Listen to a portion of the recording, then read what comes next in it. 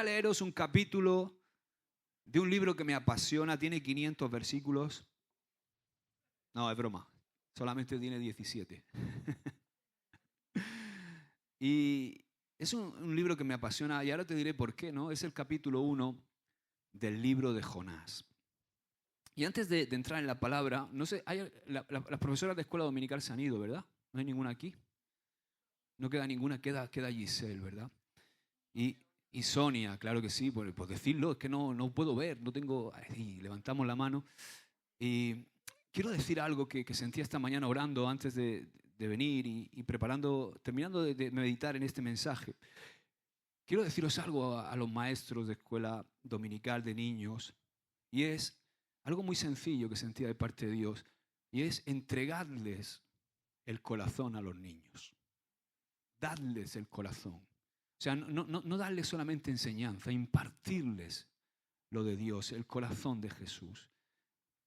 Porque yo siento muy fuerte que vais a ver cómo de vuestros lomos Dios va a levantar hombres y mujeres de Dios para toda una generación. No penséis, Giselle, Sonia, de transmitírselo a las profesoras, no penséis que vuestro trabajo es en vano. Nunca es en vano vuestro servicio al Señor, porque estáis sirviendo a la próxima generación. Y si alguien quiere, escucha bien, si alguien quiere servir a Dios, sabéis que los hombres también podemos ser profesores de escuela dominical, ¿no? Que parece que es como una cosa para las mujeres. Si alguien quiere servir a Dios, si alguien quiere ser un predicador, ¿quieres que te diga una cosa?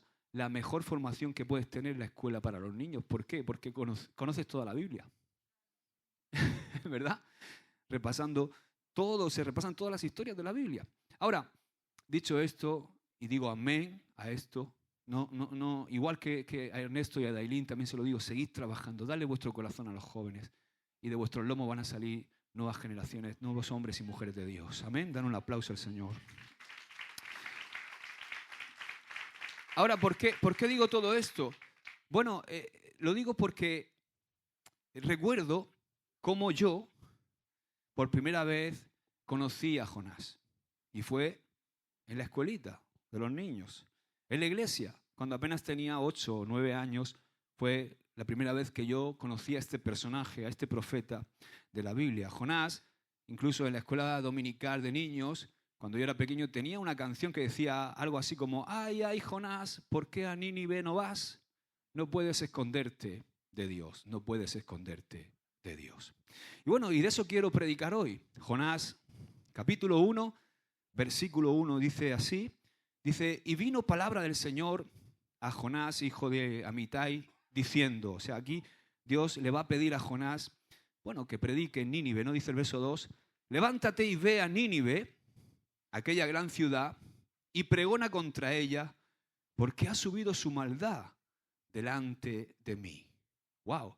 Porque ha subido su maldad delante de mí.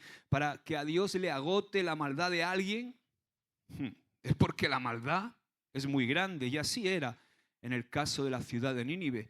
Era una ciudad, según escritos y poemas de la época, en absoluta perversión. Sigue diciendo el verso 3. Sigue diciendo el verso 3. Y Jonás se levantó para huir. ¿Para qué? Para huir de la presencia del Señor a Tarsis. Y descendió a Jope, y halló una nave que partía para Tarsis, y pagando su pasaje, entró en ella para irse con ellos a Tarsis, lejos de la presencia del Señor. Pero el Señor hizo levantar un gran viento en el mar, y hubo en el mar una tempestad tan grande que se pensó que se partía la nave. Y los marineros tuvieron miedo, y cada uno clamaba a su Dios, y echaron al mar los enseres que había en la nave para descargarla de ellos. Pero Jonás había bajado al interior de la nave y se había echado a dormir.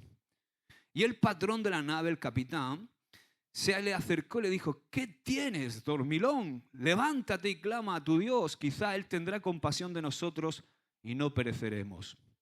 Y dijeron cada uno a su compañero: venid y echemos suertes para que sepamos por causa de quién nos ha venido este mal. Y echaron suertes, ya que no sabía a quién le cayó la suerte. Y la suerte cayó sobre Jonás. Entonces le dijeron ellos: decláranos ahora por qué nos ha venido este mal. ¿Qué oficio tienes y de dónde vienes? ¿Cuál es tu tierra y de qué pueblo eres? Y él respondió, soy hebreo y temo al Señor, Dios de los cielos, que hizo el mar y la tierra. Una pequeña pausa, un paréntesis. Qué poca cabeza, ¿verdad, Jonás? Dice que teme al Dios que hizo el mar y escapa, huye por el mar. O sea, no solo poca cabeza, ¿no?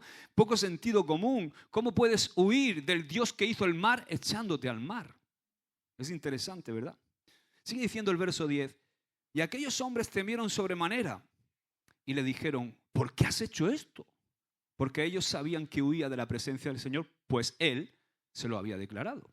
Y le dijeron, ¿qué haremos contigo para que el mar se nos aquiete? Porque el mar se iba embraveciendo más y más. Él respondió, tomadme y echadme al mar, y el mar se os aquietará, porque yo sé que por mi causa ha venido esta gran tempestad sobre vosotros. Y aquellos hombres trabajaron para hacer volver la nave, mas no pudieron, porque el mar se iba embraveciendo más y más contra ellos. Entonces clamaron al Señor, ya dijeron, intentaron gobernar la nave antes de echarlo, de tirarlo por la borda, pero ya vieron que no podían. Entonces tomaron a Jonás. Primero dijeron, entonces clamaron al Señor y dijeron, te rogamos ahora, Señor, que no perezcamos nosotros por la vida de este hombre, ni pongas sobre nosotros la sangre inocente, porque tú, Señor, has hecho como has querido. Y tomaron a Jonás y lo echaron al mar, y el mar se aquietó de su furor. Y temieron aquellos hombres al Señor con gran temor y ofrecieron sacrificio al Señor e hicieron votos. Pero el Señor tenía preparado, ¿qué? Un gran pez que tragase a Jonás, y estuvo Jonás en el vientre del pez 3 días y 3 noches. Este mensaje se titula No huyas. Es algo que sentía. Señor, qué le puedo decir a tu pueblo este domingo? Diles, no huyas. Hoy te quiero decir, hermano, hermana, no huyas. ¿Amén? ¿Te hace risa? ¿Hace gracia, no? No huyas. Michelle, no vas a salir huyendo, ¿a qué no? Amén. La historia de Jonás es la historia, como hemos visto, de un profeta que es muy conocida por todos, desde la escuela dominical, muchos de nosotros. Y quiero hacer un breve repaso, ¿no? Nínive, la ciudad de Nínive, era la ciudad más grande del mundo en ese tiempo, 120.000 habitantes, una ciudad populosa y popular, pero una ciudad donde la maldad, como hemos leído, era tan grande que su maldad había llamado la atención de Dios, había colmado el límite de la depravación. Entonces, ¿Dios qué hace? Dios, antes de destruirla, le ofrece la oportunidad de arrepentirse. ¿Cómo? Pues le envía a su profeta, en este caso a Jonás. Pero resulta que Jonás dice, ¿quién? ¿Yo? ¿Yo a predicarle a esos sinvergüenzas? ¿Sabes por qué? Porque los asirios eran los enemigos número 1 de los hebreos. Entonces, que vaya a predicarle Rita. Yo no. Que vaya a predicar, que yo, Señor, me está pidiendo a mí que yo vaya a predicarle a mis enemigos para que se arrepientan. No, no. Mejor que sean destruidos. Además, Señor, imagínate si yo voy predicando por las calles de Nínive siendo hebreo, enemigo número 1 de los asirios, y diciéndoles que se arrepientan, me van a linchar. O sea, me matan. ¿Por qué? Porque fíjate, mira, los asirios eran conocidos por las montañas de cabezas que hacían cuando conquistaban un lugar. Imagínate un insignificante profeta, un hombre hebreo, enemigo de los asirios, que llega a la ciudad más importante del reino de los asirios diciendo que se arrepientan. Pues ¿qué va a pasar? Él dice, pues me agarran y me cortan la cabeza y punto. Y Jonás piensa, mira, mejor me salvo a mí mismo y de paso no les predico que se arrepientan y así nuestros enemigos no se arrepienten y son destruidos. 2 pájaros de un tiro. ¿Sabes por qué? Porque hay personas que piensan así. Creen que la única manera de acabar con el enemigo es destruyéndolo por completo. Gente que piensa que a un enemigo hay que destruirlo, ¿no? Como dice el dicho, al enemigo ni agua, dicen por ahí. Que piensan que al enemigo hay que destruirlo como sea, pero no siempre es así. Dicho sea de paso, por desgracia, esto es lo que estamos viendo, ¿no? En este momento en Israel, donde lo único que se piensa en cuanto al enemigo es la destrucción. total del enemigo, tanto de un bando como del otro. Ahora, volviendo a Jonás, resulta que el Señor lo envía como profeta. Y Jonás se niega, en rotundo, y toma un barco rumbo a Tarsis, rumbo a España.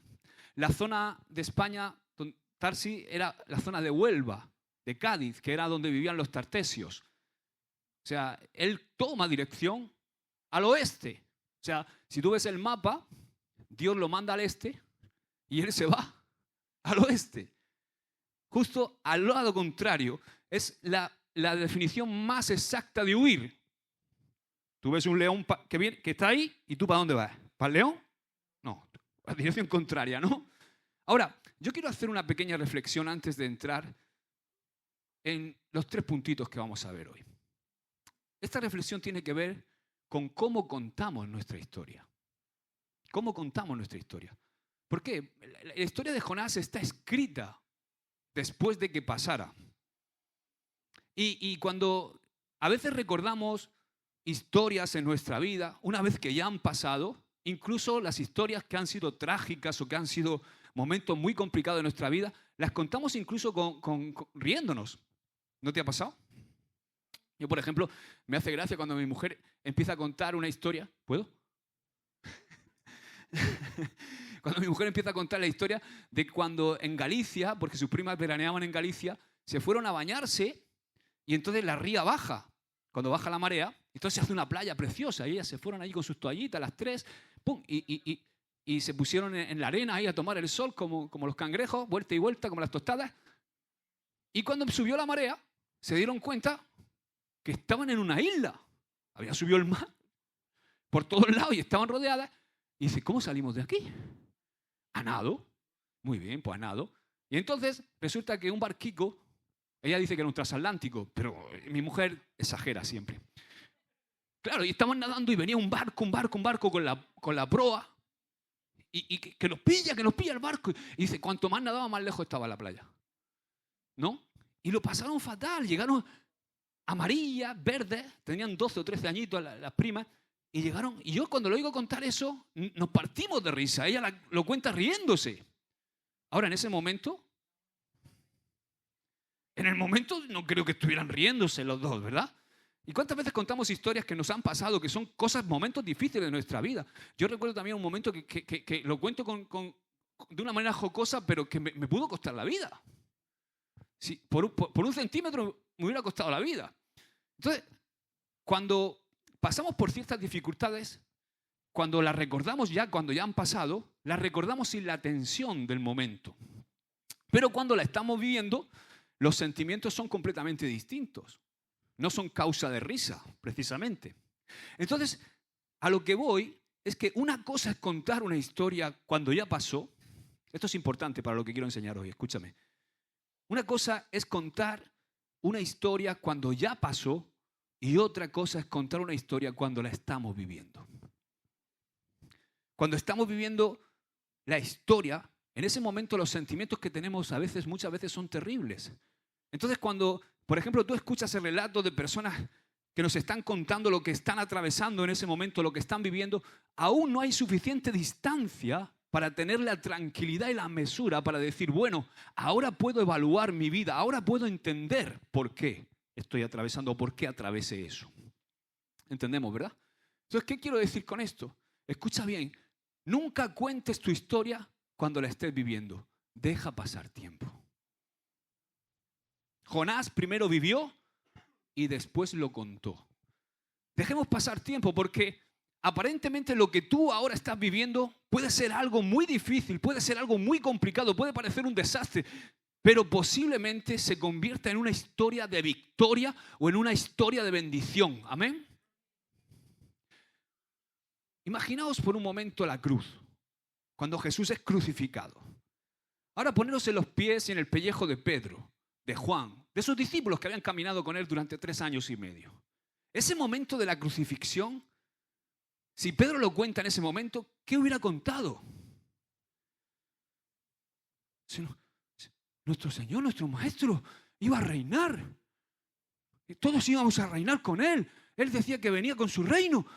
Lo han crucificado. ¿Verdad? Si lo cuentas en ese momento. Ahora, cuando tú cuentas con distancia la historia de la cruz, cuando cuentas con distancia y con perspectiva la historia de la cruz, resulta que la cruz es la mejor noticia. Jesús estaba muriendo por nosotros y al tercer día resucitó. ¡Aleluya! ¡Amén! Entonces, no siempre lo que parece que va a ser el final, oh, el pez me tragó, es el final. Dile al que tienes al lado, el pez no es el final. Imagina que Jonás hubiera contado su historia cuando lo están tirando del barco. Quizá en ese momento hubiera dicho, ¡ah, eso terminó, se acabó, caput, game over! ¿Verdad? No siempre lo que estamos viviendo, aunque no sea bueno, va a acabar en algo malo. Escúchame, te estoy animando. No siempre aquello que parece que estás viviendo que es malo va a acabar en algo malo. Yo soy un testigo de esto. Mi propia vida es un testimonio de que parece que todo estaba acabado, pero no fue el final. Eso que era malo no es mi final, porque Dios tiene un final glorioso para cada uno de nosotros. ¡Aleluya! Entonces, mi consejo es: deja pasar tiempo. No llegues a una conclusión precipitada por lo que estás viviendo en ese momento, o no llegues a una conclusión falsa. Dios me abandonó, Dios no me ama, estoy solo, ¿dónde está el Señor? Nadie me hace caso. Es terrible, ¿verdad? No hay solución. No, espera en Dios. Espera en Dios, espera en Dios. Dios tiene un futuro para ti, tiene planes de bendición para ti. Espera, porque en muchas ocasiones la historia te lleva a un destino completamente diferente de lo que estás viviendo. Y muchos de los que estamos aquí, y os conozco a muchos, podemos dar testimonio de esto. Podemos dar testimonio de cómo nuestra historia dio un cambio. Dio un giro radical de repente hacia una bendición de Dios en nuestra vida. ¿Verdad que sí? Cuando todo parecía perdido. Así que lo que estás viviendo hoy, sea lo que sea, hoy te digo que no es el final. Amén. Ahora quiero soltarte 3 enseñanzas muy sencillas. 3 enseñanzas. La primera de ellas es: huir siempre es más caro que obedecer. Esta primera enseñanza del libro de Jonás es muy sencilla, es de escuelita de niños. Huir siempre es más caro que obedecer a Dios. Jonás huyó de obedecer a Dios. Dios le dio un mandamiento de ir a Nínive y predicar a los ninivitas que se arrepintieran. ¿Y qué hace Jonás? Huye. Dice la Biblia, fijaos, porque cuando él huye, pasan 3 cosas muy interesantes en la vida de Jonás. Número 1, dice que desciende a Jope para coger un barco. Número 2, dice que desciende a la bodega del barco, donde estaba durmiendo. Y número 3, descendió al abismo del mar, al profundo vientre de un pez. ¿Qué quiero decir con esto? Escucha, siempre que huimos de Dios, el camino es descendente. El camino es hacia abajo. Siempre que huimos de Dios, nos alejamos de Él y nuestro camino va. Te lo digo por experiencia. Así que huir es más caro que obedecer. Lo que sucede que muchas veces, ¿cuántas veces oímos, verdad? Sobre todo los más jóvenes, oyen hablar del precio de la obediencia a Dios. Es que hay que pagar un precio. Pues claro que hay que pagar un precio. Sí que hay que pagar un precio para obedecer a Dios. Sí que tenemos que pagar un precio. Todos los que estamos aquí hemos tenido que pagar un precio. Yo he tenido que pagar un precio para ser pastor. Yo he tenido que pagar un precio para ser ministro de Dios. Yo he tenido que pagar un precio, muchas veces, que es un precio elevado. Pero déjame decirte que el precio de la desobediencia es mucho más caro.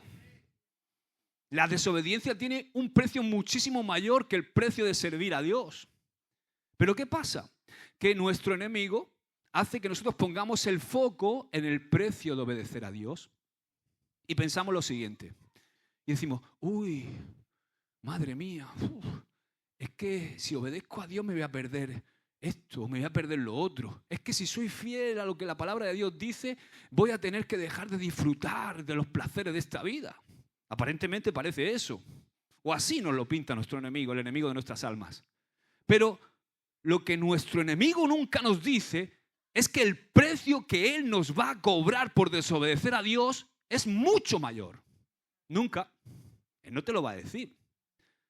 Ahora, ¿sabes cuál es la diferencia entre el precio de obedecer a Dios y el precio de desobedecer? Muy sencillo. Que el precio de obedecer a Dios está siempre claro. Siempre está delante de nosotros. Jesús lo dejó muy claro. Él dejó muy claro cuál era el precio de obedecer al Padre. Él dijo, el que no ama a padre o madre más que a mí, no es digno de mí. Él dejó claro el precio. Dijo ahí en Mateo también 16, versículo 25-26, porque todo el que quiera salvar su vida, la perderá. Y todo el que pierda su vida por causa de mí, la hallará. Porque ¿qué aprovechará el hombre si ganase todo el mundo y perdiere su alma? ¿O qué recompensa dará el hombre por su alma? O sea, el precio de obedecer a Dios está claro desde el principio. Cuando tú lees el Evangelio, Jesús le dijo a sus discípulos, ¿queréis irlo vosotros también? Él fue claro de cuál es el precio. O sea, esto es como cuando tú vas a comprar algo a la tienda y tienes claro el precio. Desde el principio. Pero el precio de la desobediencia nunca parece claro al principio. Incluso, es más, a veces al principio el precio de la desobediencia parece gratis. Parece barato. Es como esos vuelos low cost. No sé si habéis visto esos anuncios. Vuela a Nueva York por 200 euros. Y luego dice, la maleta aparte 100. Respirar en el avión 200. Y al final te sale por 700 euros el vuelo. O sea, el precio que aparece al principio no es el mismo que aparece al final. Ese dicho que dice, no, lo barato siempre es caro. Entonces, el precio de obedecer a Dios se nos dice desde el principio. El precio de desobedecer viene al final, viene después. No se nos muestra al principio. La desobediencia al principio parece barata, pero al final es muy cara, carísima. Te lo digo por experiencia. Entonces, ¿por qué el diablo actúa así? Bueno, el diablo cobra la desobediencia, tarde o temprano. Él cobra la desobediencia tarde o temprano. Él no se va a quedar sin cobrar la deuda. ¿Y sabes cómo la cobra el enemigo muchas veces? La cobra con nuestra salud. La cobra con nuestra familia. La cobra con nuestros hijos. La cobra con nuestro matrimonio. La cobra con nuestra carrera, con nuestros sueños, con nuestra empresa. Incluso la puede cobrar con tu servicio, con tu ministerio a Dios.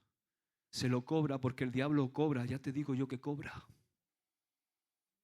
Él te dice, disfruta ahora que puedes, hombre, que ya te cobraré yo cuando llegue el momento. Es como la tarjeta de crédito, ¿no? Esa que utilizamos en Navidad, que ahora está empezando a llegar a todos. ¿Verdad?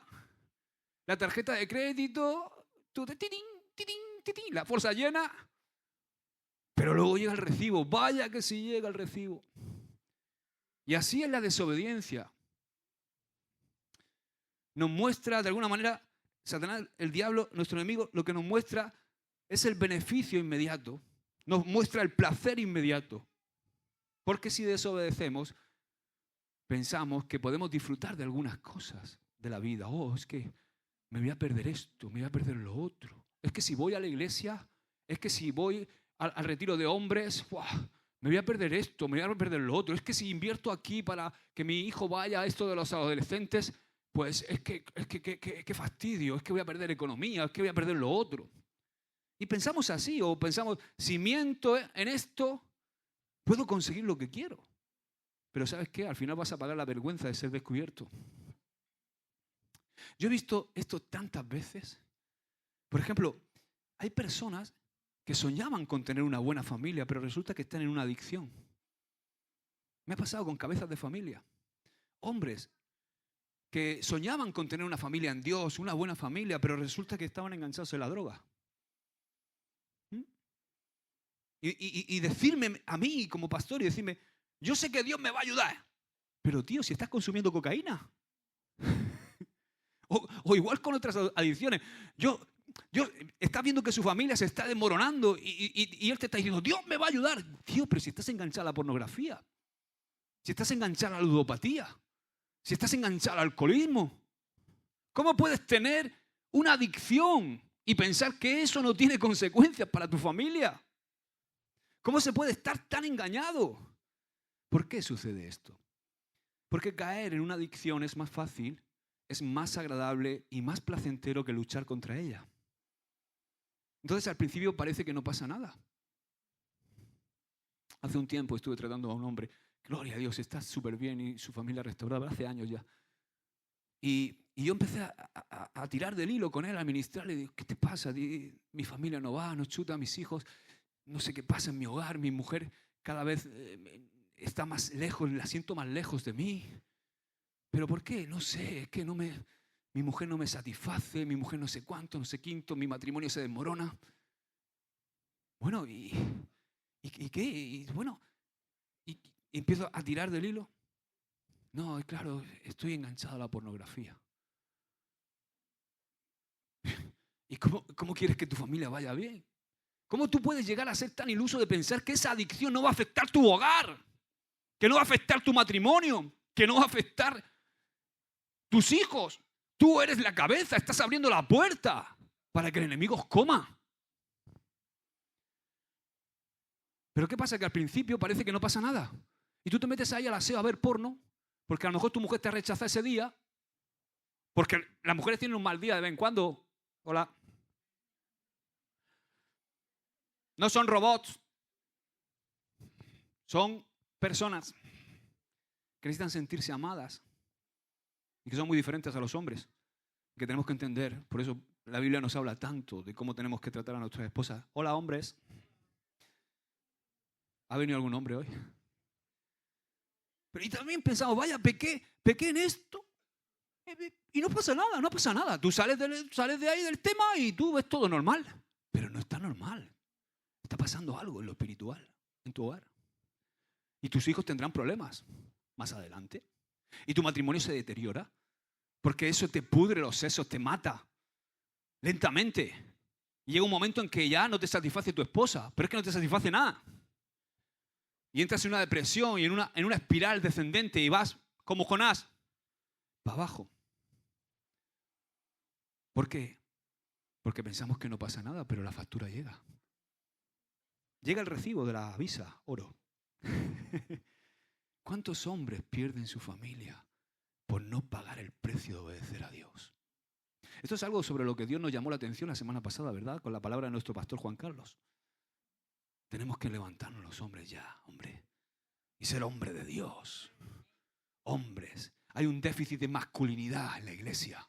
Y no digo de masculinidad, no estoy hablando de dejarte pelo en el pecho, ni de afeitarte. Estoy hablando de hombres de Dios. Hombres que pagan el precio. Hombres que quieren ser. Hombres que viven en el Espíritu. Que se comprometen con su devoción a Dios. Que son hombres que buscan en el secreto a Dios. Que dicen, Señor, yo no puedo. Tú me tienes que ayudar para satisfacer a esta mujer que me tiene loco. Señor, tú me tienes que ayudar para manejar a mis hijos que son rebeldes en la adolescencia. Señor, tú me tienes que dar la fuerza, la vitalidad para trabajar. Señor, dependo de ti. Hombres de Dios, hombres que cuando oyen la trompeta y oyen un llamado de Dios, yo el primero ahí. Estoy harto de niñatos de 50 años. Te lo digo en serio, perdóname. Yo sé que los niñatos hoy no han venido. Adolescentes de 50 años. Y las mujeres tirando del carro. ¿Que hay intercesión? 30 mujeres. Y el pastor.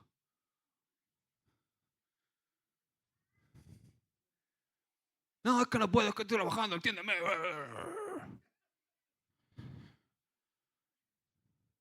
Que quiere, puede. Que quiere, puede. Vente el jueves a la intercesión, te vamos a dar 500 euros. Vienen hasta los que no están convertidos. Y todo porque no queremos pagar el precio de tener una vida espiritual como tiene que ser. Todo por no luchar contra las ataduras que nos atan y romperlas en el nombre de Jesús. Y ves a esos hombres muchas veces cuando los ministras llorando porque desobedecieron y al principio parecía que nada pasaba y después llegó el desastre. Y Jonás experimentó esto que te estoy diciendo. Yo creo que él pensó, bueno, estoy aquí, estoy desobedeciendo a Dios, pero por lo menos no voy a Nínive, no me cortan la cabeza y mis enemigos no se arrepienten. Pero Jonás no entendía algo. Porque para Jonás el precio de la desobediencia fue mucho más caro de lo que él esperaba. Jonás no esperaba semejante cosa cuando huyó de Dios. No tenía ni idea de todo lo que le iba a sobrevenir por su desobediencia, por huir. Por eso, escucha bien algo. Nunca optes por la desobediencia por causa del precio de la obediencia. O sea, nunca optes por desobedecer a Dios por el precio de obedecer a Dios. Hay gente que piensa, obedecer a Dios es tan caro, que parece que la desobediencia es más barata. Voy a optar por la desobediencia, pero si desobedecemos, tarde o temprano va a llegar la factura de la desobediencia y en muchas ocasiones no la vas a poder pagar. El diablo normalmente no te cobra solo con tu vida, sino que te cobra con la vida de aquellos que amas también. Amén. Jonás pensó, bueno, me voy a España, huyo, me voy a Tarsis, lo más lejos que pueda. Voy a llegar a Tarsis, allí nadie me conoce, puedo empezar en un nuevo país, puedo dejar atrás mi pasado, puedo volver a empezar. Allí a lo mejor Dios no me encuentra. A veces, de verdad, somos tan necios. Yo te estoy hablando, mira, la historia de Jonás es mi vida. Por eso me gusta tanto. Es mi vida, literal. O sea, en vez del libro de Jonás se podría llamar el libro de Josué. Somos tan necios muchas veces que pensamos que las consecuencias de la desobediencia no nos persiguen a donde quiera que vayamos, pero nos persiguen. Las consecuencias de la desobediencia nos persiguen aunque te vayas a la China. Al final te alcanza. Y puede ser que pierda mi matrimonio. O puede ser que deje de cumplir el propósito de Dios. Puede ser que deje de ser profeta, pero bueno, ya arreglaré estas cosas con el Señor más adelante. Pero de momento voy a desobedecer así. Esa es mi vida. El Señor me llama cuando soy un joven. Me dice, tú me vas a servir, junto con Ruth, que éramos novios. Y yo le dije, ok, gracias por la palabra. Salimos allí con el pecho hinchado. Nena, nos vamos a comer el mundo. Pero no a la manera del de arriba, la vamos a hacer a mi manera. ¿Vienes conmigo, Chati? Ella dice,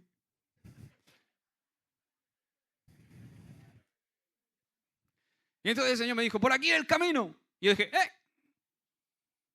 yo voy para acá. Déjame a mí que yo sé cómo hacer esto. Aparte aquello es muy complicado. Déjate, hay que pagar un precio. Voy a desobedecer. Voy a hacer mi imperio. Voy a trabajar. Soy un hombre capaz. Soy un joven con todo por delante. Voy a montar una empresa. Tengo sueños. Soy tu hijo. Tú tienes que bendecirme. Yo era así. Pero las cosas para Jonás, ni para mí, ocurrieron de esa forma. Y esto me lleva a la segunda enseñanza que tiene que ver con lo que sucede posteriormente. La segunda enseñanza de hoy es: la desobediencia siempre trae consecuencia de perder cosas buenas. De repente llega la tormenta al barco, volviendo al relato de Jonás, y dice que se armó una tempestad tan grande que se pensaban que la nave se iba a partir en dos. O sea, la desobediencia de Jonás atrajo la tormenta. La desobediencia que atrajo esta tormenta puso en riesgo a Jonás. ¿Solo?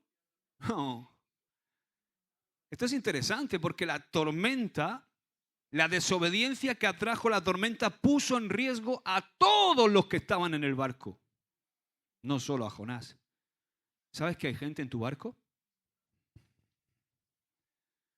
Cuando hay una persona que desobedece, sufren las personas que están en el mismo barco con esa persona.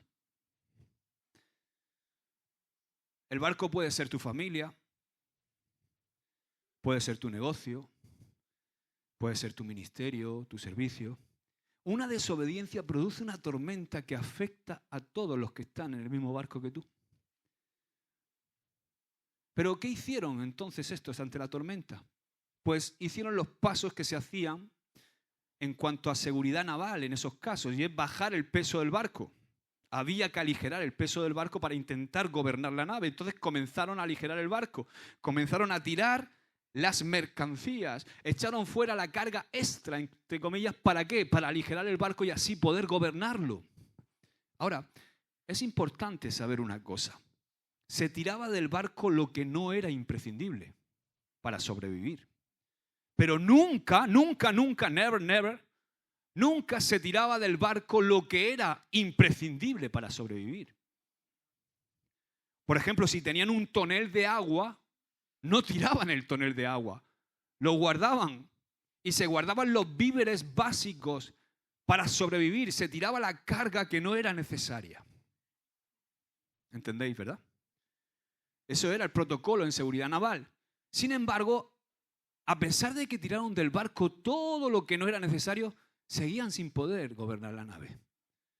O sea, la cosa, como hemos leído, iba a peor, más y más. O sea, se embravecía el mar, ¿cuánto? Más y más. ¿Por qué no podían gobernar el barco? Porque estaban tirando por la borda la carga errada.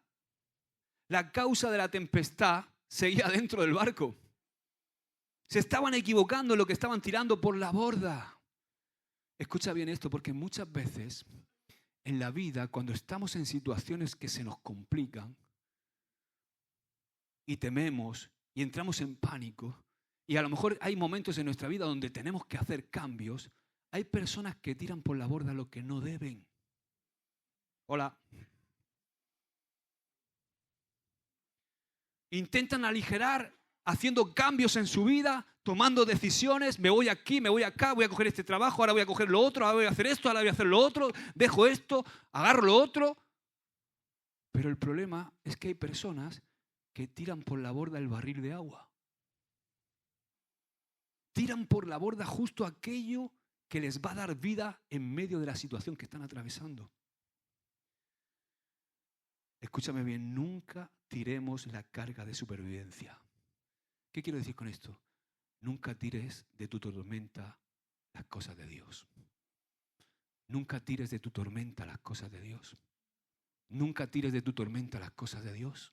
Porque Dios es el único que te puede salvar y que te puede ayudar en esa situación. Amén.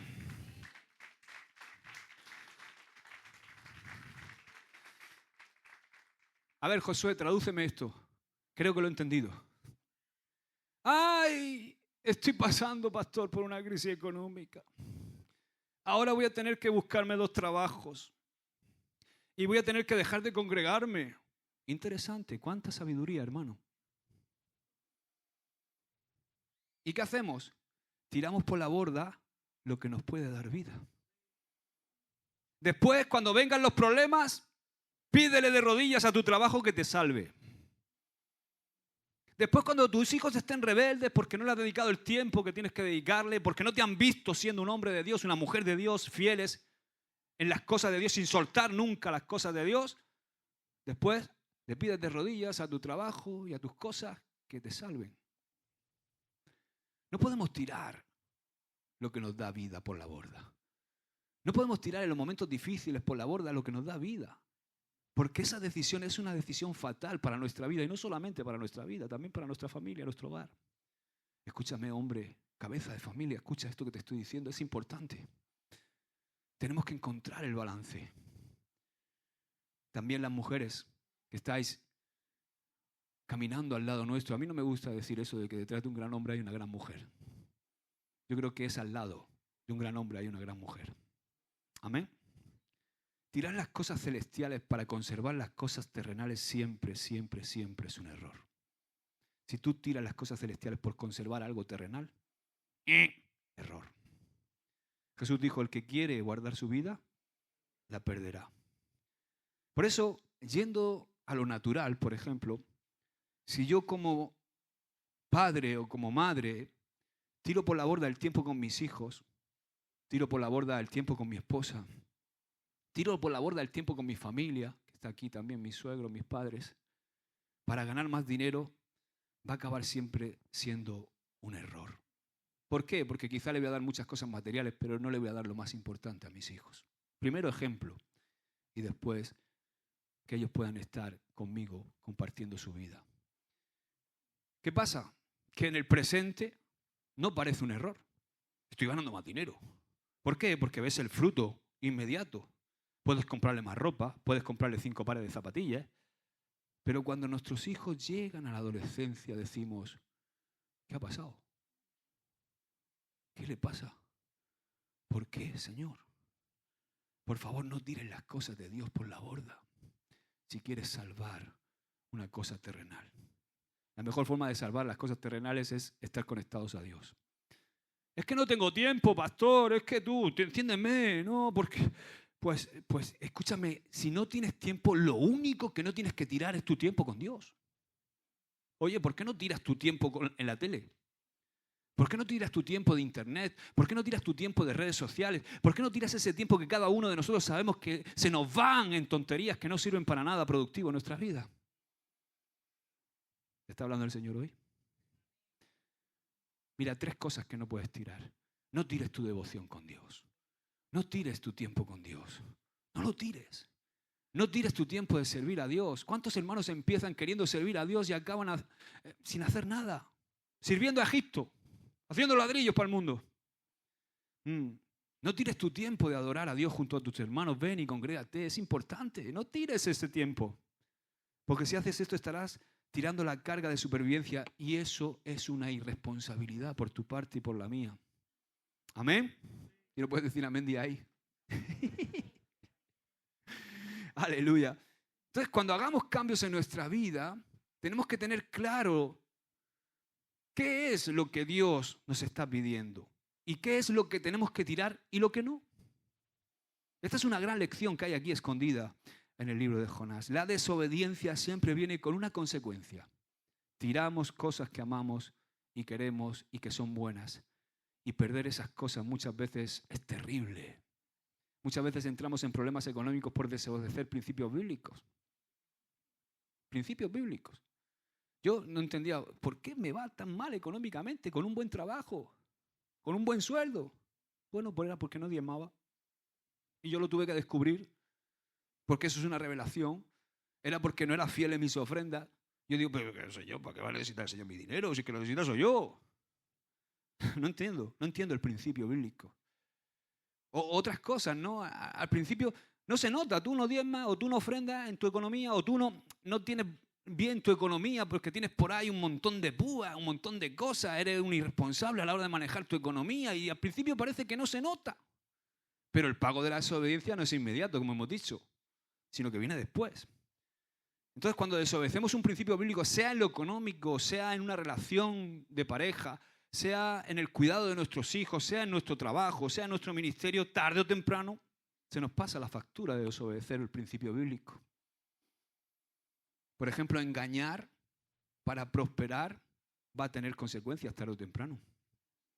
Intentar ascender quizá en un trabajo o intentar ascender en tu ministerio dentro de la iglesia hablando mal de los compañeros, tarde o temprano trae consecuencias.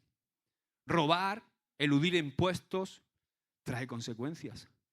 Todo esto pasa factura. Nunca va a ser de bendición para nuestras vidas este tipo de actitudes. Jamás. Es sencillo porque hacer las cosas a nuestra manera y no hacerlas a la manera de Dios no da resultado. Te puedo asegurar que te meten problemas sí o sí. Así que cuando tengas que hacer cambios, escucha, hermano, nunca tires por la borda tu relación con Dios. Nunca tires por la borda lo de Dios. Amén. Ahora la tercera enseñanza de hoy es lo siguiente. No vale la pena refugiarse en la oración cuando ya sabemos cuál es la voluntad de Dios. ¿Qué es eso, hermanos? Ay, esto es tan religioso que hago así. O sea, ¿qué es eso de refugiarnos en la oración cuando vivimos en desobediencia? Esta es la última enseñanza de hoy. ¿Por qué no oraba Jonás? ¿Estás para pensarlo? ¿De qué le valía a Jonás orar? Jonás sabía perfectamente que él estaba mal. Entonces, si yo ya sé cuál es la voluntad de Dios para mí y para mi vida, no me puedo atrever a usar la oración. ¿Para qué? ¿Para intentar justificar mi desobediencia? ¿Qué estoy ganando con eso? Lo que tengo que hacer es obedecer. ¿Qué tenía que orar Jonás? ¿Qué le podía decir Jonás a Dios si estaba huyendo de él? A nadie le apetece hablar con alguien del que está huyendo, ¿no? Imagínate que vas por la calle y te sale un atracador. Y tú empiezas a huir. No, espérate que quiero hablar contigo. No quiero hablar con él, quiero huir. Jonás sabía esto, por eso no oró cuando todos en el barco estaban orando a su Dios. Y prefirió, esto es importante aquí, escucha. Prefirió, en lugar de entrar en ese juego religioso del que habla antes, en eso que entran algunos, ay Señor, tú sabes que te estoy desobedeciendo, pero tú eres tan bueno que tú tienes misericordia de mí. Además, yo soy tu hijo, tú me tienes que bendecir, porque tampoco tiene tanta importancia esto que estoy haciendo. Pero Jonás no entró en ese juego, que entran algunos de hacerse el religioso y luego no obedecen y están totalmente alejados de los principios de la Biblia. Él no entró en ese juego. Él prefirió decir la verdad. Me gusta esto. Le dijo al capitán, todo lo que está aconteciendo es por mi causa. Aquí estoy yo. Yo soy el culpable. Me hago responsable de lo que está sucediendo. Dijo la verdad. Y este punto es clave, escucha. Si nosotros reconocemos la responsabilidad de lo que está pasando en nuestra vida, Dios puede comenzar a intervenir para ayudarnos. Vuelvo a repetir, esta es mi vida. Yo era una persona, mira, aquí está mi esposa. Todo lo que me pasaba bueno en mi vida era porque yo era un máquina. Todo lo que pasaba malo era porque alguien me había engañado, porque es que mi mujer es la mujer que me ha dado, es que la mujer que tengo, es que los socios que tengo, es que el jefe que tengo, es que no sé cuánto. Yo era especialista en echarle la culpa a todo el mundo. Yo nunca asumía responsabilidad. No, es que claro, la culpa es de mi mujer. No, la culpa es tuya que te casaste con ella. ¿No? ¿Te puso alguien una pistola en el pecho?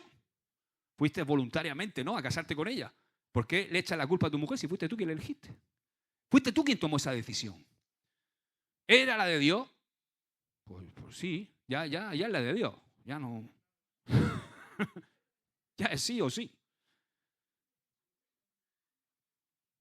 Pero yo era así, especialista, ¿no? No asumí responsabilidades. Cuando todo iba bien, qué bien lo hago. Cuando todo iba mal, no, yo no sigo. Es el karma que hoy está mal. Pero Jonás dijo la verdad. Entonces, si tú, mira, el primer paso para salir de muchas situaciones que afrontamos en la vida es reconocer la responsabilidad de lo que nos está sucediendo. Yo estoy aquí porque tomé una mala decisión. Entonces Dios te ve y dice, ay, mi hijo, ay, que parece que ya. Ahora ya puedo empezar a intervenir. Ahora ya puedo ayudarle. Entonces, cuando asumimos responsabilidad de nuestros errores, es una señal de dos cosas que se dan en Jonás. Número uno, o estamos arrepentidos o estamos en remordimiento. No son lo mismo. Remordimiento y arrepentimiento no es lo mismo, aunque son dos buenas cosas. Remordimiento normalmente es cuando te pillan, como Jonás. Echaron suerte y le cayó a Jonás. ¿Has sido tú, tío? Sí, pero no tenía que haberlo hecho. Remordimiento. Luego Jonás fue al arrepentimiento. O sea, se da. Porque muchas veces primero es el remordimiento y luego es el arrepentimiento. Pero normalmente el que está arrepentido no se espera que lo pille. Confiesa, se arrepiente, pide perdón. Pero Jonás sentía remordimiento al principio, pero se arrepintió finalmente. Ahora, si no asumimos responsabilidad, si no nos arrepentimos, sucede todo lo contrario. Dios no puede intervenir. Dice, déjalo un poquito más ahí, déjalo ahí en el pie un poco más. Que siga ahí un poquillo más porque míralo, qué cabezón que es. Entonces tenemos que asumir responsabilidad de nuestras malas decisiones. El arrepentimiento es el cimiento donde Dios puede empezar a edificar todo lo nuevo que tiene que hacer en tu vida. Deja de echarle la culpa a todo lo demás y empieza a asumir tu responsabilidad. Hice mal, desobedecí, ahora voy a vivir con estas consecuencias, porque déjame decirte que la desobediencia siempre trae consecuencias. ¡Siempre! Pero tú te arrepientes, lo he hecho mal. Ahora, Señor, ayúdame a lidiar con las consecuencias de mi error. Lo siento, Padre. huir de las consecuencias es un error enorme. Esto lo puedes ver a lo largo de la historia del ser humano y lo puedes ver también en un montón de hombres de la Biblia. Y si hoy, escúchame bien algo, si hoy sientes que estás aquí y a lo mejor sientes que estás huyendo de Dios o sientes que estás en desobediencia, es el día propicio para tomar responsabilidad, arrepentirte y decirle: Señor, perdóname, te necesito. No puedes huir de Dios. No puedes huir de Dios porque te va a alcanzar. Entonces lo mejor que podemos hacer es reconocer la verdad y decir: yo soy el responsable de esta situación en mi empresa. Yo soy el responsable de esta situación en mi matrimonio. Yo soy el responsable de esta situación en mi familia. Cuando no asumimos la responsabilidad es terrible. Ahora, cuando la asumimos y nos arrepentimos, como hizo Jonás, Dios de repente entra en escena y empieza a intervenir con las consecuencias de nuestras malas decisiones. Y eso es lo que yo he experimentado en mi vida. Porque las consecuencias no desaparecen por arte de magia. Pero Dios empieza a ayudarte con las consecuencias de tu desobediencia. Jonás podía haber tomado la actitud que algunos toman, ¿no? Callar. Cuando empiezan a decir allí: oye, tú y te callas, ¿no? No dices nada. Le podían haber preguntado: oye, ¿por qué no clamas? ¿Por qué no oras a tu Dios? Y haberse callado. El barco se hunde, tú eres el responsable, sabes que eres el responsable y no dices nada. Y el problema cada vez más grande. Así hay algunos. Dice el texto que el mar se embravecía más y más. Y luego lo vuelve a decir: más y más, más y más, 4 veces. ¿Qué quiero decir? La cosa, el problema, iba a más mientras Jonás dormía y estaba callado. Mientras que estemos durmiendo y callados, la cosa va más. Dice el Salmo 32, versos 3 y 5, dice: mientras callé, se envejecieron mis huesos en mi gemir todo el día. Porque de día y de noche se agravó sobre mí tu mano. Se volvió mi verdor en sequedades de verano. Mi pecado te declaré y no encubrí mi iniquidad. Dije: confesaré mis transgresiones al Señor, y tú perdonaste la maldad de mi pecado. O sea, mientras dormía y callaba, la cosa iba a peor. Y podría haber dicho: bueno, como dicen algunos, ¿no? Echar balones fuera y decir: bueno, vamos a ver, yo estoy mal. Sé que estoy desobedeciendo al Señor, pero aquí en el barco habrá alguno también que esté pecando, ¿no? Digo yo, no seré yo solo. El que esté libre de pecado, se puede haber puesto bíblico, ¿no, Jonás? El que esté libre de pecado, que tire la primera piedra. Yo no soy tan malo. No creo que esta tormenta sea por mi pequeña desobediencia. No creo que mi familia se esté yendo a la ruina solamente por mí. Algo tendrá que ver mi mujer. Sí, algo tendrá que ver el cabezón de mi hijo. ¿No? Y empezamos a echar balones fuera. O podría haber pensado: oye, Señor, ¿por qué no envía a otro? Yo no quiero ir. Envía a otro, yo no quiero servirte. ¿Es que no hay más profetas? Había más profetas en ese tiempo. Y además, resulta que Jonás no era de los mejores. Había dado una profecía y había venido otro profeta mayor y la había corregido. Era de la escuela de Eliseo. O sea, no era de los mejores profetas. Y voy a haber dicho: si yo no sé ni profetizar, he profetizado una vez, me he equivocado, manda otro. Cuando evitamos las consecuencias de lo que está pasando o minimizamos nuestra desobediencia, la tomamos en poco, bueno, mi familia está en crisis, mi empresa está en crisis, mi servicio, mi ministerio está en crisis, y ocultamos que resulta que no tenemos una vida de oración. No buscamos al Señor ni con un palo, ni dándonos por detrás con un palo. Estamos viviendo en pecado, estamos con otras cosas y todo se está desmoronando en nuestra casa y callamos. Somos indolentes, eso es terrible. Pero ¿sabes qué? Jonás no se cayó. Pero hay personas que echan balones fuera, que no quieren asumir responsabilidad. Son personas que no quieren asumir el precio de las consecuencias de sus errores. Y tenemos que aprender a dar cuentas a Dios. Pero también tenemos que aprender a dar cuentas a los demás. Porque Jonás habló con el capitán del barco. No solamente a Dios. ¿Sabes qué? Dios no me va a pedir cuentas a mí de lo que haga mi mujer. Ni a ti tampoco, de lo que haga la tuya. ni de lo que haga tu marido, ni de lo que haga tu hija, tu hijo. Dios nos pide cuenta de lo que hacemos cada uno de nosotros a cada uno. Y es interesante porque, como en el huerto del Edén, ¿no? Dios va y le pide cuentas. ¡Adán! No, la mujer que me has dado, madre mía. Tú un desastre, estás equivocado, Señor.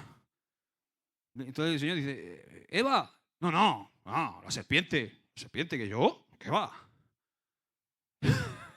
No hay conciencia de pecado, sino que lo que hacemos muchas veces es proyectar la culpa en otro. Entonces, asumamos nuestras responsabilidades, porque cuando asumimos la responsabilidad, colocamos a Dios de nuestro lado para ayudarnos a trabajar con las consecuencias de nuestra desobediencia. Es poderoso esto, yo lo he experimentado. Enseguida Dios empieza a darte luz, se coloca a tu lado y empieza a ayudarte. Esto es justo lo que sucede con Jonás. Él reconoció, se arrepintió y Dios comenzó a ayudar con las consecuencias de su desobediencia. Dios en su gracia nos puede rescatar de situaciones difíciles que nosotros hemos creado por causa de nuestra desobediencia para poder lidiar con las consecuencias de lo que hemos hecho. Dice el verso 17, pero Jehová tenía preparado un gran pez que tragase a Jonás, y estuvo Jonás en el vientre del pez 3 días y 3 noches. Recuerda lo que hemos dicho al principio. Escucha, estoy terminando. Porque podemos pensar al ver lo que está sucediendo, podemos pensar al ver el gran pez, madre mía, qué mala suerte tenía el Jonás este, ¿no? ¿Sí o no? Tú imagínate en ese momento a los marineros que podían haber visto la escena tirando a Jonás. Aparte de pensar que Dios era impresionante, porque cuando tiraron a Jonás, wow, dice que ahí empezaron a adorar a Dios. Pero a lo mejor al tirar a Jonás, muchos podían caer en lo que caen muchos. No, mira el juicio de Dios. Se acabó para Jonás. Game over. Goodbye, my friend. Caput. Ahí se ha terminado todo, Jonás. Hasta luego, Lucas. El propio Jonás podría haber dicho, qué mala suerte tengo. Si Jonás cuenta la historia en ese momento, en el vientre del pez, qué mala suerte. Se acabó para mí. ¿Mala suerte? Dile al que tienes al lado, el gran pez no es mala suerte. Mi quiebra económica, que todas mis empresas se fueran a la ruina, tú puedes verlo y decir, qué mala suerte, Josué. Pero no es mala suerte. Era el pez que Dios tenía preparado para mí. Así que nunca menosprecies el pez. ¿Mala suerte? ¿No será que hay cosas en nuestra vida que parecen un desastre terrible, pero que en realidad eso que parece un desastre es la intervención de Dios para rescatarnos de nuestra desobediencia y enfocarnos en el propósito que Dios tiene para nuestra vida? Dice Proverbios 28:5, los hombres malos no entienden el juicio. Mas los que buscan al Señor entienden todas las cosas. ¿Qué quiere decir eso? Hay personas que están en pleno juicio, en plena disciplina, porque sabes que Dios es Padre y disciplina a sus hijos porque nos ama. Hay personas que están en pleno juicio de Dios, en plena disciplina, saltando del barco o están en el vientre de un pez y no entienden, no comprenden. Los hombres malos no entienden el juicio de Dios, no entienden la disciplina de Dios, mas los que buscan al Señor entienden todas las cosas. ¿Cuántos quieren buscar al Señor? Fíjate porque el capítulo 1, después del capítulo 1 sabéis qué capítulo viene, ¿no? El capítulo 2 de Jonás. En sus 8 primeros versículos se narra lo que sucede en el vientre del gran pez. Y lo que sucede no es ni más ni menos que una situación de quebrantamiento. Jonás necesitaba ser quebrado. Y Jonás empezó a clamar, fíjate, dice cosas como invoqué en mi angustia al Señor y Él me oyó. Desde el seno del Seol clamé y mi voz oíste. Me echaste a lo profundo en medio de los mares y me rodeó la corriente. Todas tus ondas y tus olas pasaron sobre mí. Entonces dije, desechado soy delante de tus ojos, mas aún veré tu santo templo. ¡Wow! Y mira cómo termina diciendo, mas yo, versículo 9, mas yo con voz de alabanza te ofreceré sacrificios, pagaré lo que prometí, las salvaciones del Señor. ¡Aleluya! ¡Wow! Jonás está clamando en el vientre del pez. Gloria a Dios por esos peces que despiertan en nosotros el clamor. ¿Qué sería de nosotros? ¿Qué sería de mi vida sin ese pez que despertó en mí el clamar a Dios para que Él salvara mi vida? Porque yo me sentía incapaz y roto. Sentía que era el final. Y Jonás está aquí clamando porque está atravesando una situación angustiosa. El vientre del pez es algo que Dios prepara para que este hombre, que era su profeta, ¿cuántos profetas de Dios hay aquí? ¿Cuántos quieren servirle a Dios?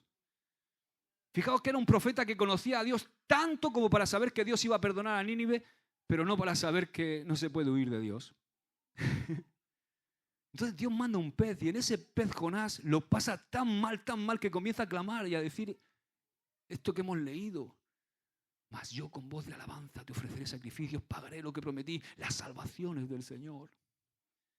Entonces al final, en esa situación tan angustiosa, Jonás es como que dice, me rindo, Señor, me rindo, Padre, me entrego a ti, me entrego a tu propósito, tú me llamaste, me entrego a tu voluntad porque sé que la salvación solamente viene de ti. Ahora, Jonás no dijo esto fuera del vientre. ¿A qué no? Jonás no dijo esto mientras estaba en el barco. Jonás dijo esto en el vientre. Porque no salimos de situaciones difíciles por reclamar nuestros derechos ante Dios. No. No salimos por decir, Dios, es que yo soy tu hijo, es que me tienes que bendecir, es que, ¿cómo? No, en desobediencia y reclamando derechos de hijo. No salimos de estas situaciones hasta que hay un cambio de actitud, hasta que giramos nuestro rumbo, hasta que hay un arrepentimiento genuino y clamamos a Dios. A veces, en esa soberbia que dice la palabra que precede a la caída, llegamos a un punto de quebrantamiento porque Dios dice, estáis demasiado orgullosos. Y en ese punto de quebrantamiento, ya en ese pez, decimos, me rindo a ti, Señor, solo tú eres mi salvación, voy a pagar lo que prometí, voy a servirte, voy a hacer sacrificios de alabanza para ti, solamente de ti viene la salvación, Señor. Y de repente se produce un cambio radical. De pronto nos ubicamos en cuanto a nuestra relación con Dios porque hay mucho desubicado. Yo era un desubicado. Tan desubicado que pensaba que Dios me tenía que bendecir a mí todo lo que yo hacía, en lugar de yo buscar su voluntad. Sí, porque hay muchos que dicen, Señor, tú eres rey, pero el rey eres tú. Desubicado. Parecemos nosotros el rey de nuestra vida. Entonces Dios dice, tranquilo hijo, que te amo. Y te voy a mandar un pez que te va a ubicar, te va a poner todos los patitos en orden. Jonás entró en el pez siendo un desobediente, siendo un soberbio orgulloso, pero salió del pez siendo un hombre transformado. Dice, y mandó el Señor al pez. ¿Y qué pasó? Y vomitó a Jonás en tierra. Porque antes de vomitarlo en la playa, Jonás fue transformado. ¿Quién iba a decir, verdad, que esos terribles 3 días terroríficos, vaya fin de semana, iban a ser su salvación? ¿Quién iba a decir que esa situación tan dura que has atravesado en tu vida iba a ser tu salvación? La pregunta ¿es que no hay otra forma de salvar a Jonás? Señor, ¿por qué un gran pez? ¿Por qué no le enviaste un yate de lujo? Con una tripulación allí que le hiciera masajes, con un spa, una moto de agua con un donut. ¿Por qué no le mandaste un yate? ¿Por qué le mandaste un pez? Imagina que lo tiran al mar y como Dios es tan bueno, como Dios es tan misericordioso, como Dios nos ama tanto, nos manda un yate de lujo. Entonces a Jonás le recoge el yate de lujo, le dan un masajito y dice Jonás, ¡wow! ¡Qué bueno es el Señor! ¿Por qué Dios envía un gran pez y no envía un barco de lujo? ¿Por qué Dios envía a Jonás a un lugar tan inhóspito, tan desagradable? El estómago de un pez. ¿Sabes? Nosotros muchas veces le pedimos a Dios que nos salve, pero también le pedimos que nos salve como nosotros queremos que nos salve. Le pedimos salvación al Señor, pero no reconocemos muchas veces el medio que Dios está enviando para salvarnos. ¿Sabéis el chiste de ese que se estaba ahogando, no? Estaba en medio del mar ahogándose. Y esto llega una zodia. Maestro, ¿qué? No, estoy aquí pidiéndole al Señor que me salve, pero ¿puedo hacer algo por ti? No, aquí el Señor me va a salvar, tranquilo. Sigue ahogando, Señor, sálvame. Pasa otro con otra zodia. Oye, no, otro con una moto de agua. No, que el Señor me va a salvar. Y al final se ahogó.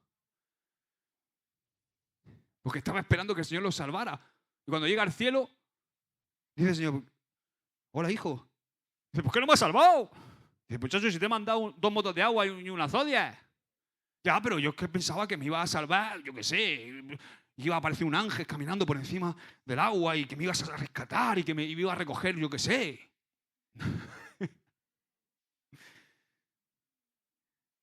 Pensamos cómo Dios nos tiene que salvar. Y pensamos, seguro que Dios envía un yate. Pero te envía un pez. Escucha bien esto porque es importante. Con el pez no solamente se salvó la vida de Jonás. Lo que se salvó fue un ministerio, un propósito de Dios. No solamente se salvó mi vida con mi pez, que fue duro. Se salvó un ministerio. Porque finalmente Jonás fue a Nínive, predicó y esa ciudad se arrepintió y fue salvada de la destrucción. ¿Por qué Dios usa un pez? Porque si lo que nos salva de nuestras malas decisiones es confortable, es algo agradable, escucha bien esto, volvemos al proceso de desobediencia. Así de claro. ¿Por qué? Porque no nos dolió. Me acuerdo cuando mi Rubencito tenía 5 años, llegamos a un sitio, estaban haciendo churros y él ya sabía leer. Creo que fue de mis hijos el que antes aprendió a leer, el pequeño. Y había un cartel ahí, no tocar. Y yo le digo, no te acerques, hijo, que ahí pone no tocar. Se queda mirándome así, ya era chulo de pequeño. Y mirándome hace así. ¡Ah! Papá. Sí, ahora viene, ¿no? Jamás en la vida. Mira, si mi hijo Rubén cada vez que va a un sitio, papá, ahí ponen el cartel peligro. Le hace caso a todos los carteles ya. ¿Por qué? Porque le dolió. Y mucho, se le puso la mano así. Una ampolla toda la mano. ¿Qué pasa? ¿Por qué tiene que enviar a veces el Señor situaciones tan dolorosas a nuestra vida? Porque cuando no nos duele, cuando no nos afecta, entonces volvemos a tomar las mismas malas decisiones. Porque no hubo dolor, porque no hubo una situación traumática, no hubo una situación crítica. Pero si lo que nos salva de nuestras decisiones es una experiencia traumática, cuando somos vomitados en tierra, decimos, yo ahí no vuelvo. Yo no quiero volver a pasar por eso otra vez. Yo no quiero volver a desobedecer a Dios. Mi mujer es testigo. Yo no le temo a nada. Bueno, le temo a mi mujer cuando está enfadada. Pero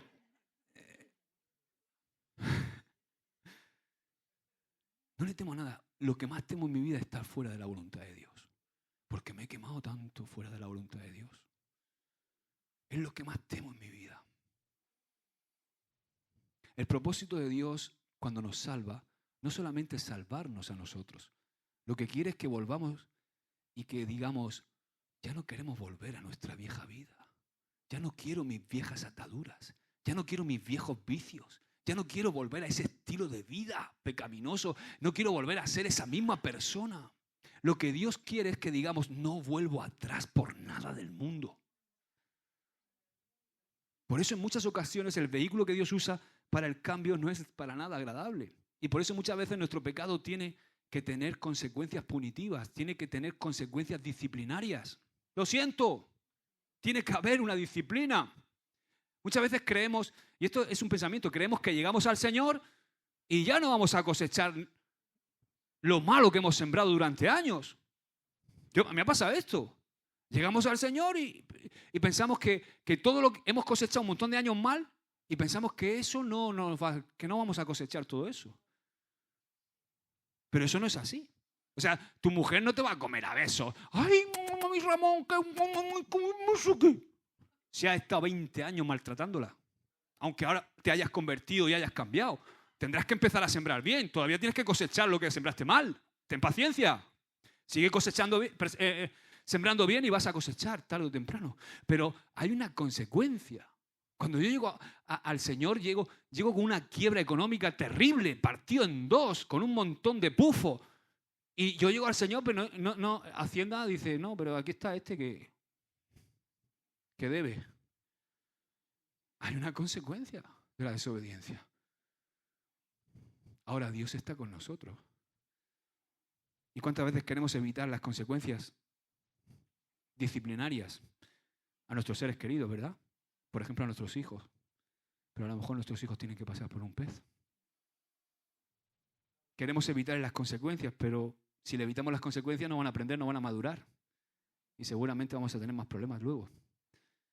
Por eso dice Jeremías 48:10, dice, maldito el hombre que detuviere de la sangre mi espada. ¿Qué significa eso? Que hay veces que Dios nos tiene que herir, como hirió a Jonás. Que tiene que disciplinarnos, que nos tiene que dar pan. Pero tranquilos, porque si te hiere el Señor estamos en buenas manos. Y esa es la razón por la que muchas veces el vehículo es desagradable, es duro, es doloroso. Siempre hay consecuencias de la desobediencia.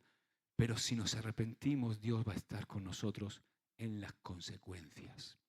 Y esto es lo importante. Después de esto, cuando somos vomitados en tierra, decimos, gracias Señor, no quiero nunca más estar fuera de tu voluntad, no quiero nunca más desobedecer, no quiero volver atrás. Pero si nos rescata un yate de lujo, pensamos, uy, qué bien, pues mira, no pasa nada. ¿Sabes? Hay gente en ese bucle. Hago esto y Dios me perdona y lo vuelvo a hacer y Dios me perdona y siguen así. Hasta que llega un evento traumático en su vida. Hasta que hay un pez que se lo traga y entonces dicen, oh Señor, ya no vuelvo atrás, ya no vuelvo atrás. ¿Cómo estás hoy, amado? ¿Cómo te sientes? Yo sé que hay personas que están en el vientre del pez. ¿No es una crisis matrimonial un vientre del pez? A veces. ¿No es una crisis en tu negocio, en tu trabajo, el vientre de un pez? ¿No es la crisis en tu familia, con tus hijos, el vientre de un pez? ¿No es una enfermedad a veces el vientre de un pez? ¿No es quizá una crisis en cuanto a tu llamado con Dios, el vientre de un pez? ¿Cuándo entendió Jonás? Cuando comenzó a clamar y a buscar a Dios. Ahora sé que mi salvación viene del Señor, voy a pagar lo que prometí. Entonces Jonás fue a llevar a cabo su misión y fijaos que predicó el mensaje más corto de la historia. De aquí a 40 días, Nínive será destruido. No dijo ni arrepentido.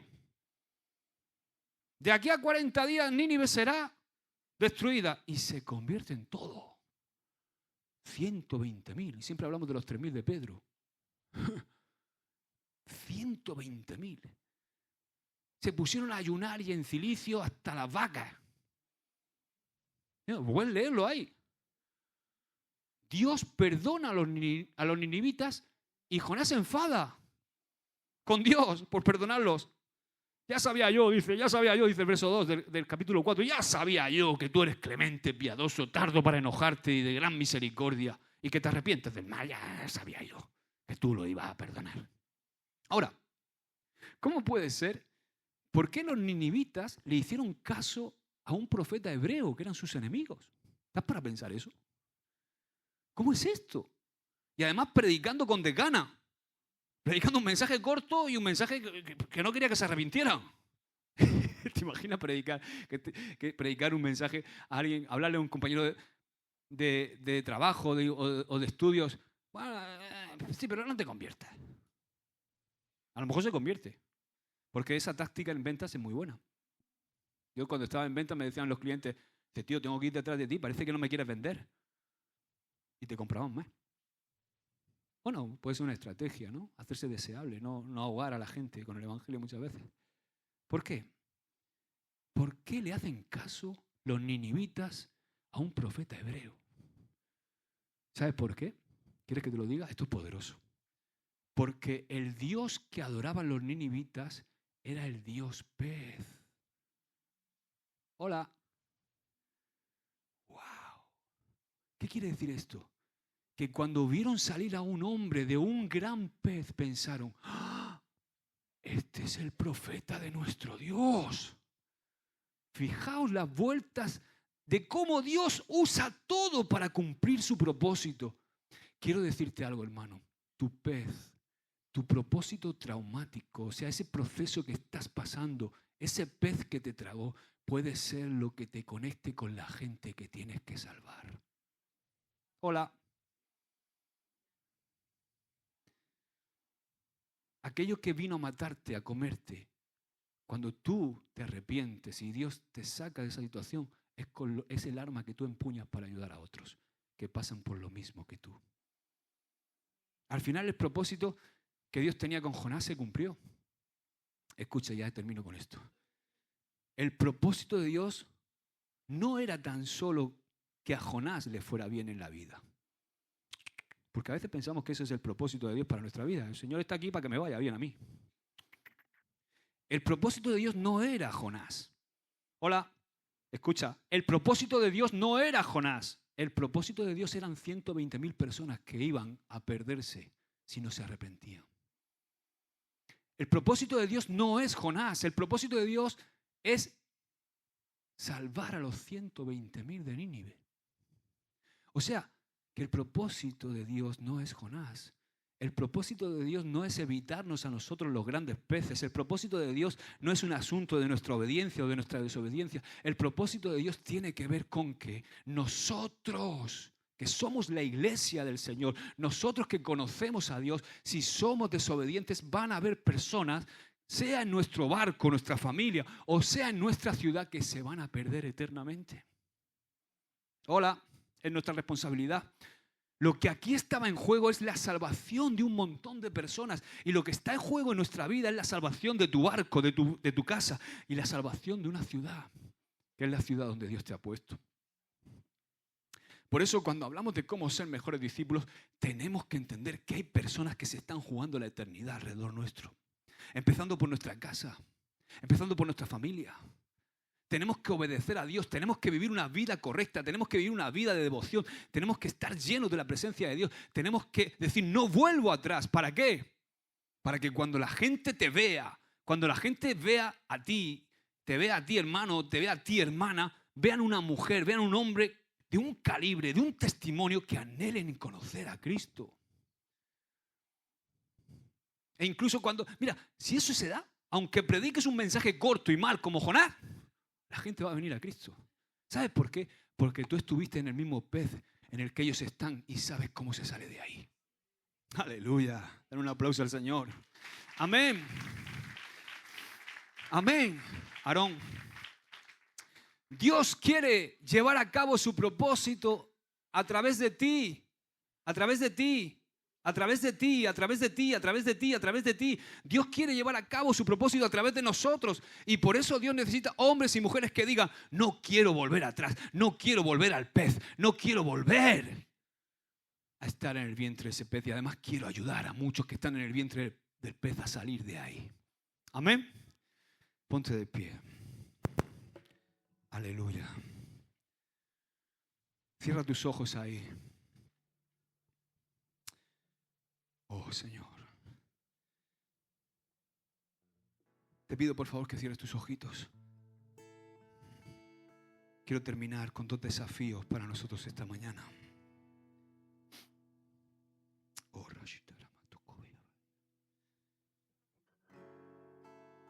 el primer desafío es para nosotros los que ya somos creyentes. Cierra tus ojos, por favor. Para nosotros que somos creyentes y quizás estás aquí hoy, esta mañana, y sabes que estás en desobediencia. Incluso puede ser que estés pagando el precio hoy de la desobediencia. Yo tengo un clamor en mi espíritu. Vuélvete a Dios. Vuélvete a Dios en esta mañana. Vuélvete a Dios, vuelve a Dios, vuelve a tu Padre. Reconoce tu responsabilidad. Deja de tirar balones fuera. Y también deja de tirar por la borda aquello que no puedes tirar. Deja de tirar por la borda tu relación conmigo, te dice el Señor. Vuelve a la intimidad con tu Dios. Lo que prometiste cumplir, tienes que cumplirlo. Tal vez en esta mañana alguno esté pasando por una situación difícil, que es como el vientre de ese gran pez. Y vas a seguir así hasta que reconozcas que es la mano de Dios en la que te ha llevado hasta ahí. Como hemos leído, los hombres malos no entienden el juicio, mas los que buscan a Dios entienden todas las cosas. Yo te digo hoy, vas a poder entenderlo si te vuelves a Dios. Oh, Señor. En esta mañana hay un llamamiento para aquellos que dicen, no quiero volver atrás. Señor, yo no quiero volver atrás. Yo no puedo más. Yo no quiero volver a ese pez, Señor. Para aquellos que dicen, voy a confesar mi pecado y voy a buscar ayuda. Hermanos, hermanas, que tu salud no tenga que pagar el precio de tu desobediencia. Que tu familia no tenga que pagar el precio de tu desobediencia. Oh, Señor, mira ahora, Padre, aquellos que tienen que tomar una decisión clara en su vida esta mañana. Que haya convicción en ellos, que esta convicción que están sintiendo en su espíritu sea una determinación clara, Señor, para cambiar, Señor. Hermano, habla con el capitán del barco. Habla con el capitán del barco como hizo Jonás. Háblalo con tu pastor, háblalo con un hermano mayor en la fe. Dile, yo necesito ayuda, yo no puedo, no estoy bien. Dilo ahora que aún estás en el barco. Oh, sí, Señor. Gracias, Padre. El segundo desafío es para aquellos que quizá nunca han oído hablar del Señor, no conocen al Señor o no le han entregado su vida al Señor y estás aquí y tal vez has tenido ya experiencias traumáticas en tu vida y te das cuenta de que has estado huyendo de Dios toda tu vida y jamás te has rendido a Dios. Te digo, hoy es tu día, hoy ha llegado la hora de salvación para ti. Si sientes que Dios te está hablando esta mañana, es el momento de tomar una decisión. Es hora de decir, se acabó. No quiero seguir viviendo mi vida. Yo quiero hacer una oración de fe, una oración como la que hizo Jonás. La salvación es del Señor. La salvación no es por mi inteligencia, no es por mi familia, no es por mis padres, no es por lo que hago. La salvación es del Señor.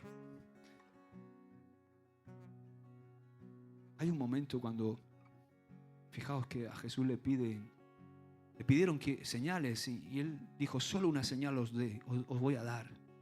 La señal de Jonás. 3 días estuvo el Señor en el Hades y al tercer día resucitó. Como Jonás, que estuvo 3 días en el vientre. Y de igual manera hay una señal para ti hoy de parte de Jesús. Si quieres entregarle tu vida al Señor o reconciliarte con Él. Si has tomado alguna de esta decisión, yo te animo a que ores conmigo. Yo voy a orar y tú repite. Y todos los demás hermanos repetimos también para ayudar a estas personas a orar. Ora conmigo, dile, Señor, he escuchado tu palabra y quiero volverme a ti. Señor, he escuchado tu palabra y quiero hacerte el Señor de mi vida. Quiero salir del vientre del pez. Quiero hacer tu obra. Úsame, Señor. Yo quiero hacerte el Señor de mi vida. Quiero seguir tus pasos. No quiero volver atrás. No quiero más lo de atrás, Señor. Quiero hacer tu propósito. Sé que me creaste, Señor, para un propósito. Hoy me rindo a ti, Señor. Hoy vuelvo mi rostro a ti y clamo a ti, porque solo tú eres mi salvación. En el nombre de Jesús. Amén. Y amén. Aleluya.